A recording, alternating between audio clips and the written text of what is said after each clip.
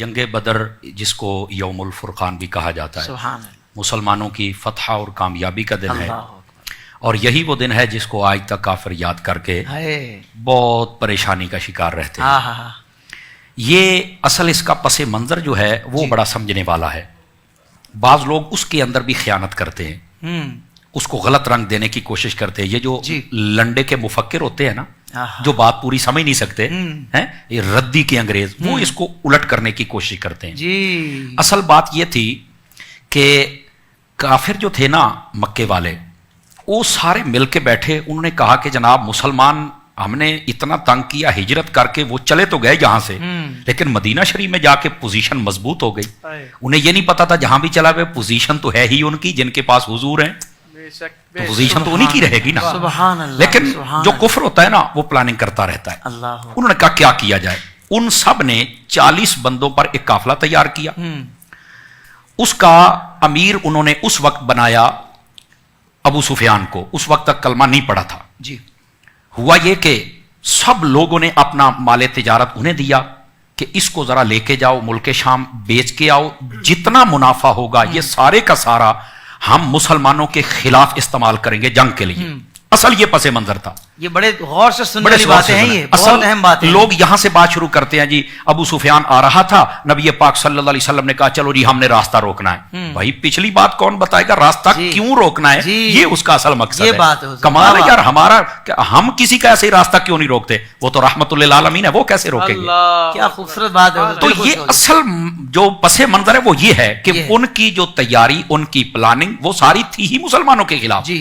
अब अल्लाह रब्बुल इज्जत ने अपने हबीब मुकर्रम को पहले ही बता दिया था कि ये ऐसे ऐसे हो रहा है, और इसमें हिकमत के तहत सारा काम होता है। जी। महबूब करीम सल्लल्लाहु अलैहि वसल्लम को जब पता चला ना कि ऐसे ऐसे ये काफिला गया, अल्लाह ने बता दिया, तो आपने मुसलमानों से कहा अबू सुफियान ऐसे ऐसे काफिला लेके वापस आ रहा है, और यहां से मकाम बदर के रास्ते से समंदर के पास पास से ये जी गुजरेगा, हमने यहां पर इनका रास्ता रोकना है, अल्लाह ताला इसमें तुम्हारे लिए खैर और माल अता फरमाएगा।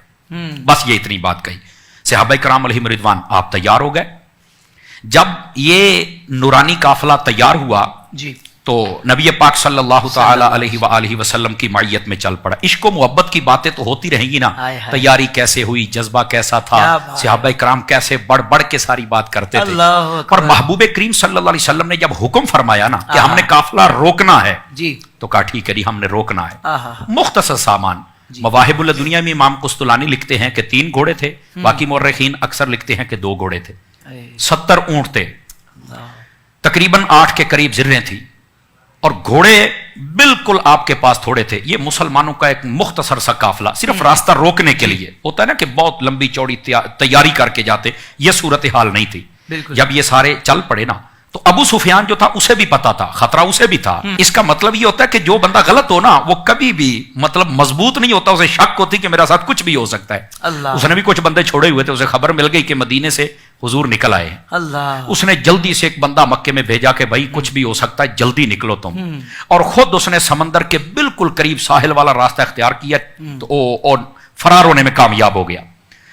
उधर से जब बंदा मक्के में पहुंचा, उसने चल के बताया तो मक्के में अबू जहल था। अबू जहल तो उसको तो आग लग गई भी, ये क्या हुआ जनाब। अब उनकी तो जनाब सारे सरदार उसने इकट्ठे कर लिए, चलो भाई जंग। अच्छा, इतने में अबू सुफियान ने एक बंदा और भेज दिया, उसने कहा खैरियत से निकल आए, बस रहने दो। अबू जहल कहता क्यों रहने दो, ये कौन होते रास्ता रोकने वाले, हम तो अब पूरी तैयारी करेंगे।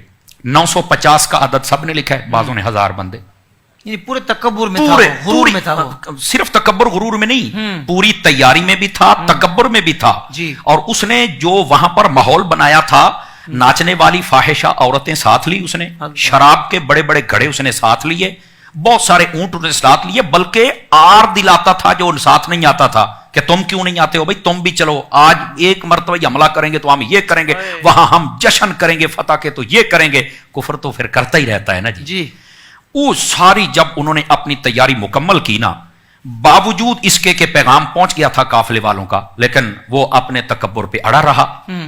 लेकिन होना क्या था, नबी पाक सल्लल्लाहु अलैहि वसल्लम को जब पता चला ना, तो वो सारे के सारे आ रहे हैं, हुजूर को पता चल गया। हुजूर ने फरमाया कौन कौन आ रहे हैं। जब बताया ना तो आका करीम अलैहिस्सलाम ने फरमाया मक्के ने सारे जिगर हमारे पास भेज दिए हैं ताकि हम काट के रख दें।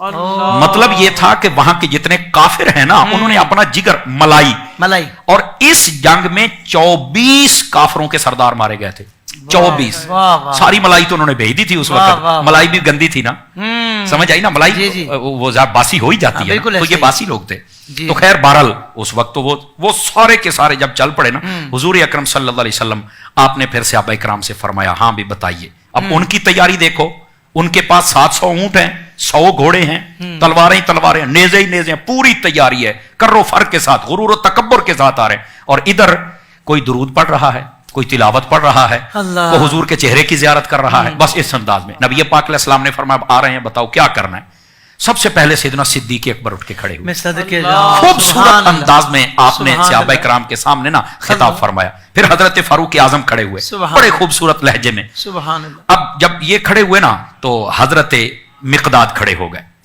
آپ کہنے لگے حضور آپ کہہ رہے ہیں کہ ہم چلیں یا نہ چلیں یا رسول اللہ اگر آپ ہمیں کہہ دیں کہ سمندر میں گھوڑے ڈال دیں ہم واپس نہیں آگے ہم سمندر میں گھوڑے ڈال دیں سعد بن عبادہ کھڑے ہو گئے فرمانے لگے یا رسول اللہ یہ تو کچھ بھی نہیں ہے میدان بدر اگر آپ ہمیں ملک حبشہ تک لے جائے تو ہم وہاں تک جانے کے لیے تیار ہم کوئی قوم بنی اسرائیل جیسے ہیں کہ جو کہیں گے کہ جاؤ بھائی موسیٰ تو اور تیرا رب چل کے لڑ کے ہم نہیں لڑ سکتے حضور آپ پیچھے رہیں گے ہم وہ جوہر دکھائیں گے کہ جوہر بھی کھڑا ہو کے ہمیں دیکھے گا کہ یہ کر کے آ رہے ہیں بلکہ حضرت سعد نے تو یہ بھی فرمایا تھا کہ حضور جو نہ نظر آنے والی مخلوق جنات ہم ان سے بھی لڑنے کے لیے تیار ان سے بھی لڑنے یہ تو مطلب انہوں نے جب یہ کہہ دیا کہ ہم سمندر میں گھوڑے ڈال دیں گے تو یہ تو پھر اس سے بھی بڑی بات ہے فرمایا جس مخلوق سے کہیں ہم ٹکرانے کے لیے تیار ہیں تو یہ اس جذبے کے ساتھ صحابہ کرام علیہم رضوان جب آگے بڑھے محبوب کریم صلی اللہ علیہ وآلہ وسلم آپ نے وہاں پر ان سب صحابہ کرام کو چونکہ اس میں 236